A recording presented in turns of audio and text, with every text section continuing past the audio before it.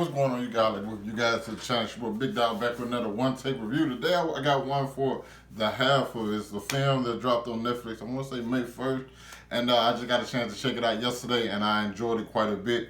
It stars Leah Lewis as Ellie Chu, who plays a young girl who writes books, gets paid to write book reports for people, and then she's met by this guy named Paul, played by Daniel Demer.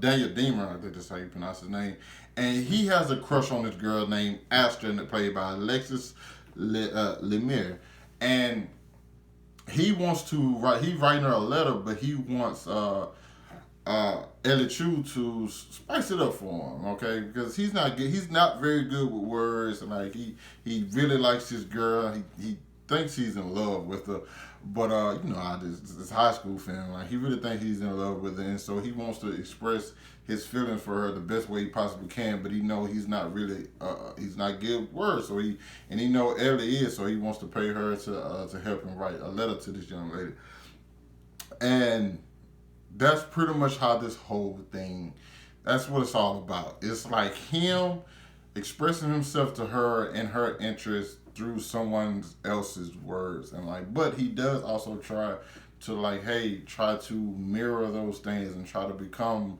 kind of the person she would like.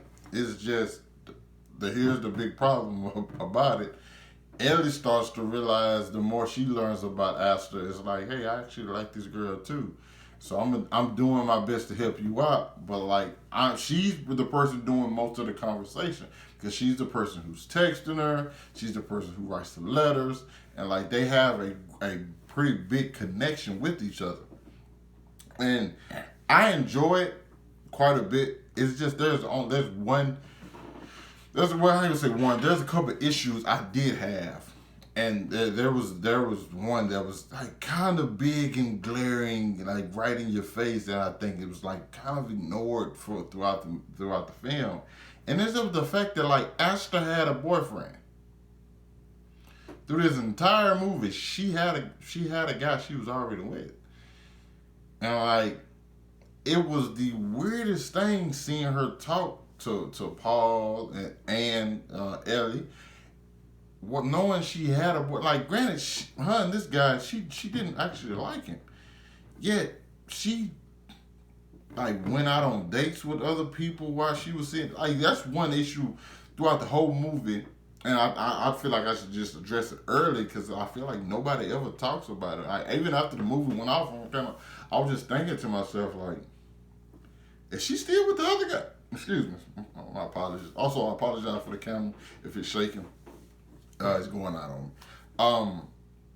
But yeah, I was just watching. I'm like, is she never broke up with this guy. Granted, you can tell like she doesn't really like being around him, or he's not necessarily just a bad guy. He's a jock. He's just like the simple jock, and you know, and that's kind of the part I think that also kind of like bothered me, because it only shows him never really paying attention to her, and I'm kind of wondering like, why is she with him, or why are they even together? Like, what is their actual relationship like? And that's not what the movie's about at all. It's just like this underlying thing that happens, and like, just, I guess it's meant for you not to notice or pay attention to it.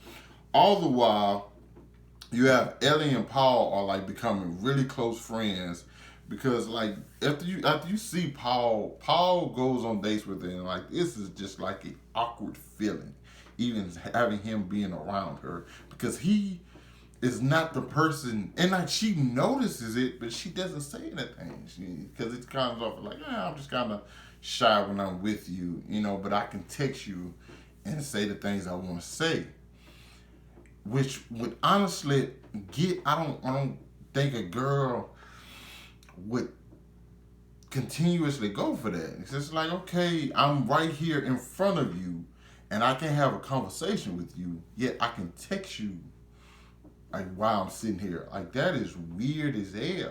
Like, don't get me, listen, I'm not gonna lie to you guys. I've texted a girl I was sitting right next to before. Like, when it was just literally me and her. Okay, but that wasn't like, it wasn't because we haven't had a conversation. She thought the stuff was cute, and she decided to text me, you know, just texting back and forth and stuff like that.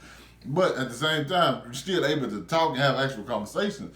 They're out on a date and they're not actually having any verbal conversation. They're texting to him, and it's not actually even him. It's Ellie.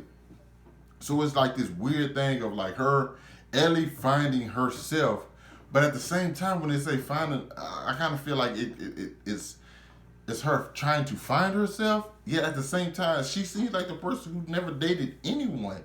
It seems like she started to fall for the first person who seemingly showed her attention, which the attention wasn't necessarily even pointed at her. It was for someone else, for her pretending to be that person. And it's a weird thing. It's very, I don't know if I'm breaking it down. I apologize if I'm not breaking it down the right way. But it's essentially like, hey, she's the ghostwriter for Paul. And Asta seems to be very confused because like she knows something's up. And like she always has like this feeling like I don't know what's going on. I don't want to spoil the movie for you or anything like that. But like she kind of feels like something's just weird about this whole thing.